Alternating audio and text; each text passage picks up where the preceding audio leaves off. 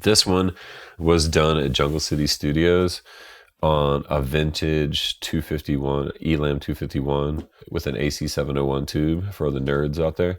It was actually a rental mic that we had, and we ended up buying it late in a later date.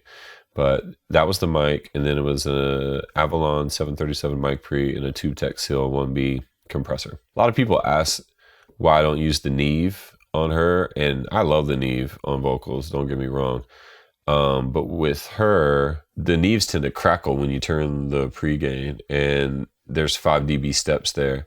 And her dynamics can change so drastically that I have to adjust sometimes 20 dB on the pre from her doing a soft background to doing a loud lead. And so when I work, I typically have the Avalon 737 that far from my hand.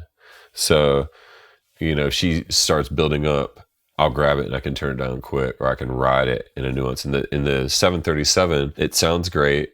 It has less low mid than the Neve, which I kind of like for her vocal because she has a lot of weight in the low mids, and I end up having to EQ more low mids out if I use the Neve. But the potentiometer is high quality, and I've never had an issue with it crackling or having any issues that way. And it's so key for me to have something that I can variably adjust while she's working. So yeah, 737 Seal 1B with the 251 Elam. That was the chain. Tracked it flat, no EQ, almost no compression.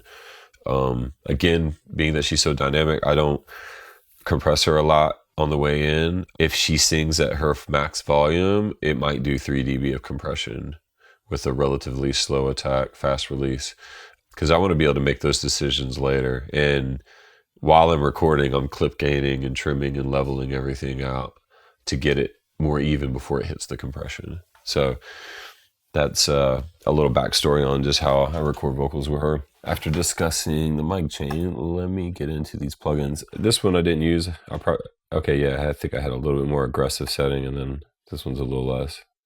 I think that's the one I went with. People don't really use this one a lot, I feel like. It has a different grab and a different sound than other de-essers, and it works well when it works well. See me up in the club with 50-11 girls, posted in the bed, diamond fangs in my grill, Brooklyn brim with my eyes sitting low. Yeah, and she's kind of like being a little lispy on this on purpose, and it's part of the swag of how she did it. So I try not to do too much. But sometimes I listen to this one and I'm like, oh, is it a little too lispy? But sometimes she does that on purpose. It's like an effect. See me up in the club with 50-11 girls, posted in the bed, diamond fangs in my grill, Brooklyn brim. That one's doing very little. Just basic, good old Waves de-esser. This is the only vocal EQ I'm using on her lead. Again, you know, you don't need all the fancy new shit. This EQ works really, really good, like 90% of the time on pretty much anything. It's no latency. It never crashes the computer. It keeps the session running good, and everybody likes it, and everybody knows the sound.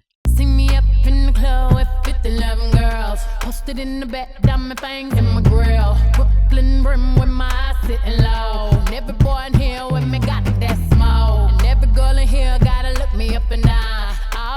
Adds a nice top end, taking out some mids, rolling out some bottom, just basic shit. Let me get to the good old CLA 76. See me up in the club with 50-11 girls, posted in the bed, diamond fangs in my grill, Brooklyn brim with my eyes sitting low. And every boy in here with me got that smoke, and every girl in here gotta look me. So it's just doing some basic peak control, nothing crazy. And then this compressor is doing the bulk of the compression.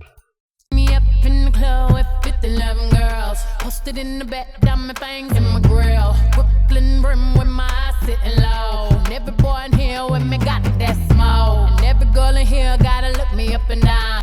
So the level jumps on that one because I didn't make up the gain and blend it with the fader, which is what I would normally do. Normally the way I mix nowadays is if I add something and I bypass it, I don't want the level to change, because then you just, if it's louder, you think it's better maybe. And it's important when you're mixing to do what I didn't do here, and it's to level match all your plugins. So when you bypass them in and out, you don't really hear the level change so much.